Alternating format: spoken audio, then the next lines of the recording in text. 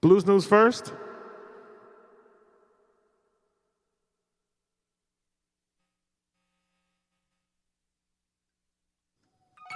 Well, all right, everybody, come on, welcome on in, but bring your energy because it's time for the Cassandra Show!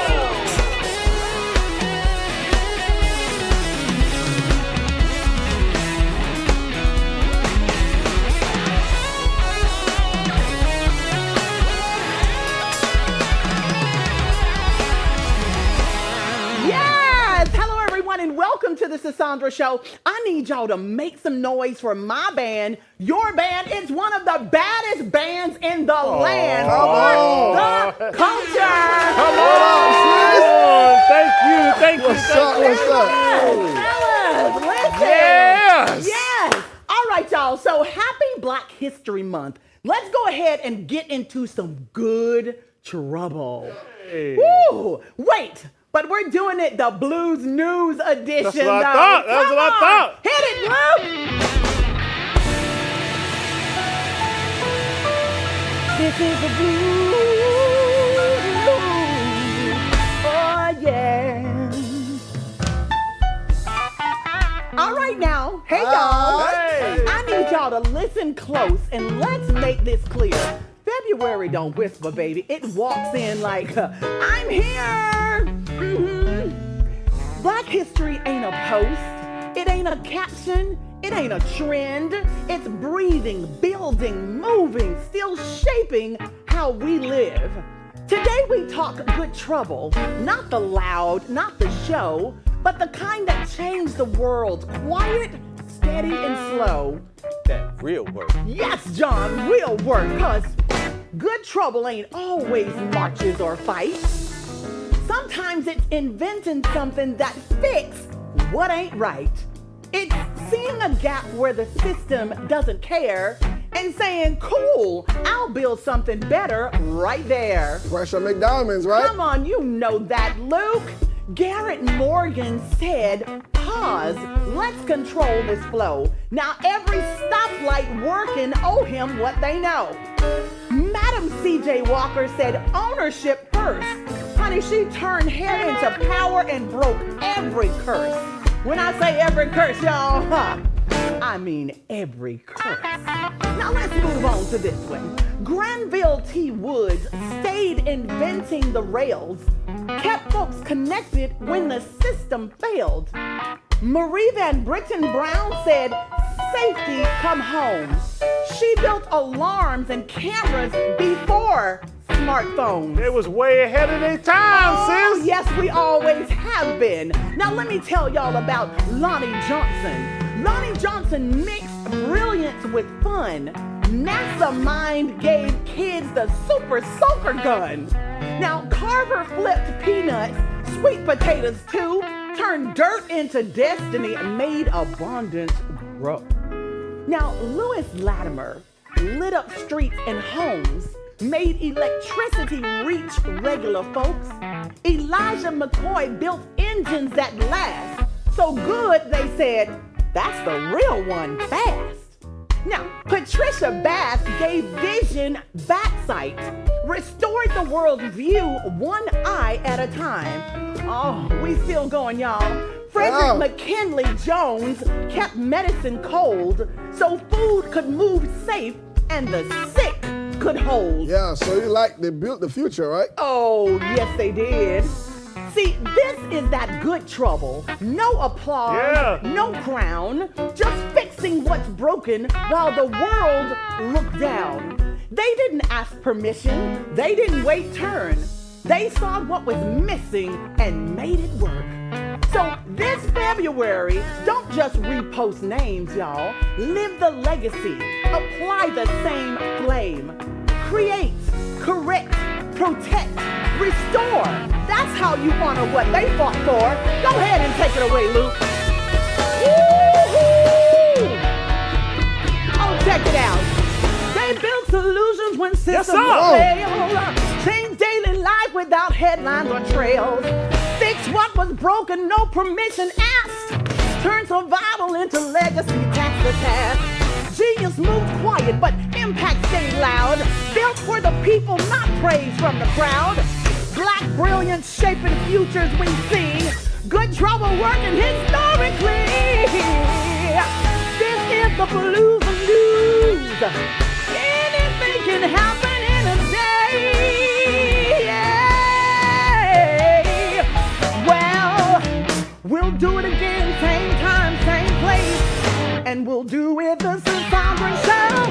Well, this has been the Blues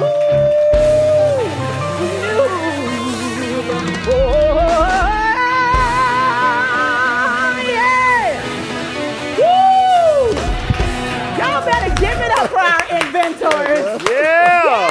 Yeah, sis. Listen. Told the news today. When I tell you, Let's that's go. some good That was news. dope. So Yeah. family, let's dive into today's chit chat. There are systems built to manage people, and then there are people who refuse to let systems decide who matters. Tonight, lives have been changed, and tonight we live right there.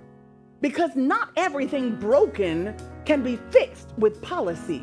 Not every wound fits inside paperwork. And love was never meant to have an expiration date.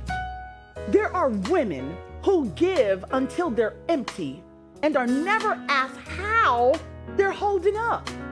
There are children raised in care only to be told one day that time and love ran out. And then there are people who see that and choose to stay anyway.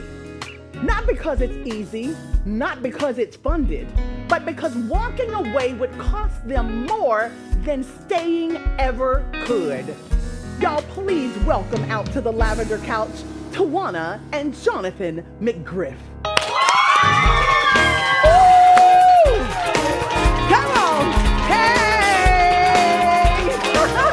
Hey, beautiful!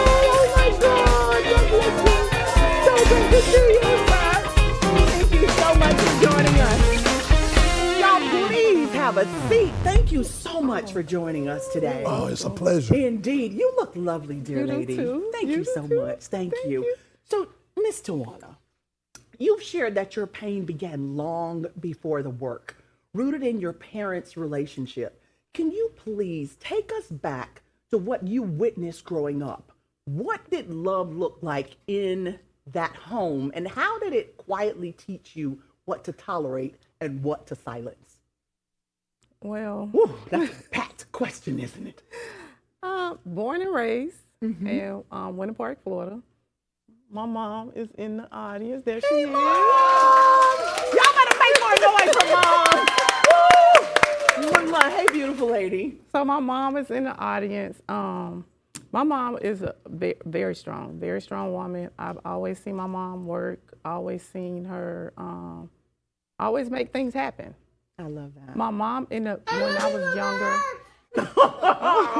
We love you, my mom. My mom was actually an alcoholic growing up. So even in that, my mom was more like a working alcoholic. Don't know if people really know what a working alcoholic is, but Please tell us. We have an idea, but we'd love to hear your truth. a working alcoholic is normally someone who still takes care of their kids, still go to work, but my mom usually just used to drink on the weekends. So growing up, well, I saw a lot of domestic violence in our home with my mom. Oh, it's okay. But through it all, my mom always taught us to be strong. She taught us not to depend on people. She taught us to always have your own, Yes. to always be independent, even if you are married, 27. We've been together 27 years, married 20 years. That's beautiful. So I learned all that from my mom. My mom owned her own business before having your Wow. own business was a thing. Wise woman. Yeah, she was very wise. Yes. My mom has now been clean, I don't know, it's been 40 years, I think. Really? Yeah, Well, I it's think been that about 40 deserves some applause. Congratulations, Mom. Yes. Same Okay, thing. goosebumps. Thank you, My Jesus. dad was always in my life, so same thing was going on at my dad's home as well. Domestic violence? Yeah. As well as alcoholism. So no matter where you went, you had to deal with it as a child. Yeah. Wow. Jonathan, you've spoken about wounds from your upbringing and years of internal battles. Can you take us back to the earliest moment you realized something was broken inside you, but you didn't yet have language for it? I guess I'm just a little bit different. I grew up in a functional family. Father was a pastor, mom was an educator, brothers and sisters. However, I'm the baby. Yeah. I was separated by 5 years from my oldest sibling. So even though I knew my brothers and sisters, it was a different kind There's of a gap. relationship. Yes, There's a gap. yes, So I yes. was kind of, they tell me I get away with a lot. And I kind I'm of, sure you did. I kind of grew up like a nephew. So I didn't really have the same brother bond. It became stronger as I got older. But before, it was more like I had a set of aunts and a set of uncles. And so in that, I was just trying to find my footing. Yes. And so I followed people's footsteps in the beginning, not really doing me. So, I mean, that led me to a little bit of success. However, I still wasn't being my authentic self. Yourself. Wow. You know, so I totally understand your placement in the family. I'm the baby, but with my children, my kids are about 10 years apart. And when they start explaining to me what you just said, I was like, but you guys are brothers and sisters. But there's a difference when the age difference is so drastic. Yes. So you were in law enforcement. yes, You were. that's where we met. That's where you met. You both were in law enforcement? No. Okay, don't tell me you arrested her. No. I did not. And Long fell in love. He did not, y'all. Don't take that story nowhere. He did not. So you were in law enforcement while carrying unresolved pain. How did authority, structure, and control become both a shield and a prison for you emotionally? It's kind of robotic. So I went to college. I played basketball. Coach kind of told us everywhere to go, everywhere to be. I was in the military for a while. Kind of robotic. You really tell you where to go, tell you where to be. Even in law enforcement, it was kind of rigid. However, in that's when I first started to break out and to be me while in law enforcement. Really? Yeah, because what ended up happening is I ended up working on Mercy Drive. Oh, Lord. Which well, it's a great community. It is I a had great community. So many good people. Lord yes, have mercy. it was struggles. I literally lived on Mercy Drive Wow. while being a police officer. Wow. Well, first of all, thank you for your service. No problem. God bless you. Thank you for your And service. that's it. You know, I saw kids. I was the vice president of the Police Athletic League. Wow. That was on Mercy Drive. I saw kids, and that's when I first figured out that's what I was placed on this earth to do. So I coached basketball. I coached NBA guys. Chucky Atkins was on my AAU team.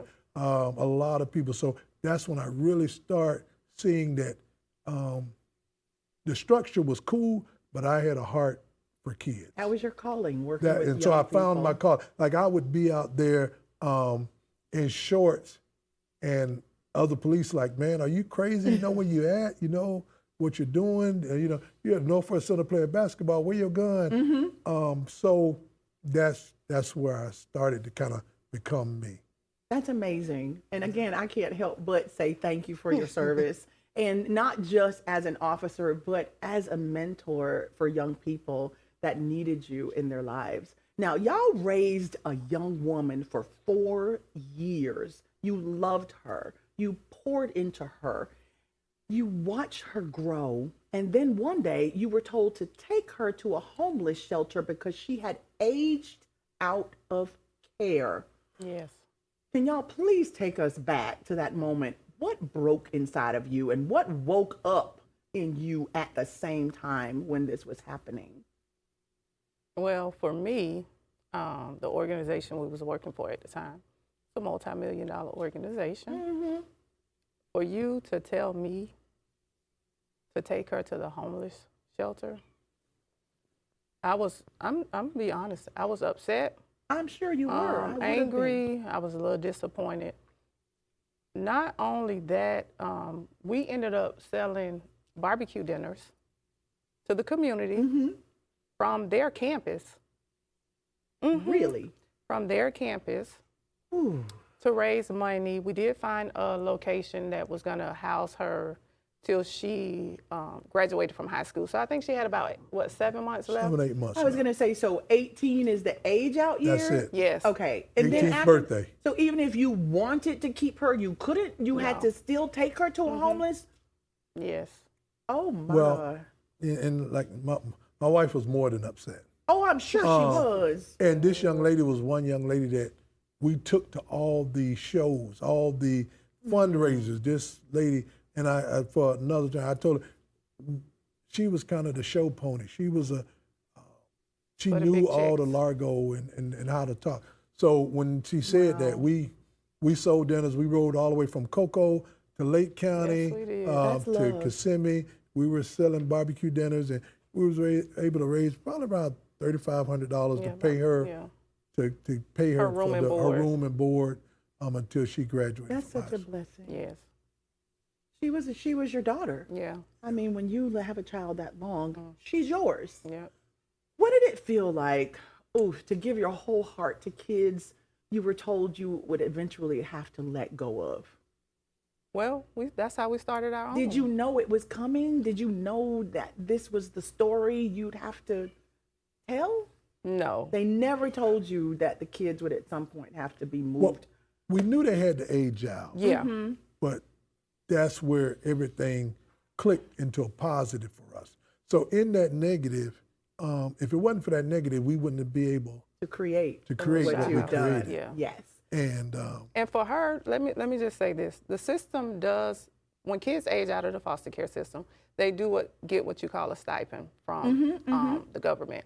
This particular child was a private placement, so when you have a private placement, they don't get any of the benefits that a regular foster The child resources aren't available to them? Oh my goodness. So what determines private and, I guess, public? would get. You can go it's a case if you've turned your for award of the state that the state have came on and they've taken parentship of the kid. The private placement, the parent still had legal guardian. Yeah. Other foster kids, the state is the legal guardian. Oh, wow. So that's a big difference in the funding and what's available for them. I understand. So that kind of pushed us into our ministry. Yeah. I love your ministry. Tell us about your ministry. Is it the LaShai House? Did I say it correctly? The LaShai House. LaShai. The LaShai House. The LaShai House. Tell us about your ministry with the LaShai House. The LaShai House started 2013. One of our oldest foster daughters, her name is Tashai. We met her when she was 12. Tashai was raped by her dad, impregnated by her dad at the age of 12. I'm so sorry. It's fine. She's good now. She's been with us, so she's good. Thank God. Thank God for y'all. So she ended up pregnant from her dad. Dad ended up taking her to the abortion clinic. So they gave her the abortion pill. He took her home. She started bleeding. He got scared, so he ended up taking her to the emergency room. You got to remember, Tashai came from Jamaica at 11. She moved in with dad and stepmom at 12. He raped her for a whole year. This went on for a whole year before she got pregnant. And so when he got her to the hospital, of course, when they got her to the back, because she was so young, they began to ask questions like, who were you having sex with, da-da-da. She said her dad. Oh my God. She said- told the truth. she said- Tell the truth and shame the devil. Come on now. I don't actually think she tried to get her dad in trouble. She just told the truth. Yeah, she didn't know. She didn't know. Later, Well, I'm glad she didn't know. yeah, she didn't know. Because if she had known, she wouldn't have never told on her dad. So they went right out and he was arrested. He did, long story short, he did end up doing, I think, like 29 years in prison. For impregnating her. Her. Yeah. Oh, very good. So that's how she ended up in the foster care system when she got ready to age out of the system, because she was still so fragile at 18. There was no way I could send her to one of the transition homes that I had seen, just because she was still, I think she was 18, but she still had the mindset of about, what, 12, you think? Oh, wow. 14, 12 years, 12, something like yeah. that. So what we did, the organization we was working for at the time, I'm not going to say their name because I don't want to give them no credit. Okay. The, the organization we was working for at the time, I went on call. My husband continued working full time so we can keep our benefits. We rented a house off campus and we moved her into our home. She stayed with us until she was 25 years old. The transition piece only goes until you're like 21. But because she was so fragile, she needed a little bit more extra help to get her where she needed to be, and that's where I stepped in at. I began to have long conversations with her. At 19, she started crying, and she began to really, because the organization we worked for, we couldn't really talk to them about what happened to them. Right. So once she aged out and she moved into our personal home. It was on you to be there for her, to mentor her, to talk, to mother her. Exactly. Yes. Exactly. Let me talk to our viewers for a second. Y'all, before purpose had language, before faith even felt steady, before love had somewhere to land, there were two people sitting quietly inside pain they hadn't yet learned how to name, not knowing what it would become, not knowing who would come alongside them, not knowing if the weight they were carrying would ever feel lighter. Just trying to survive with wounds still open, questions unanswered, and faith that hadn't been tested enough to feel safe.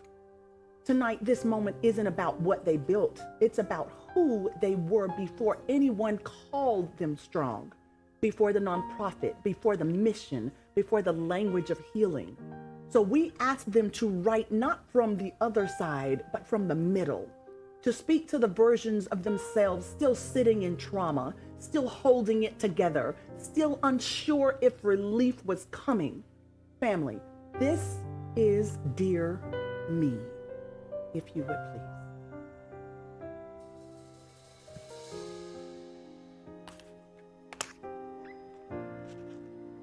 This one yours.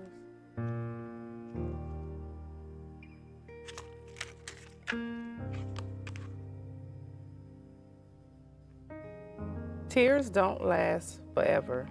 The sun will shine again. Take each day one step at a time.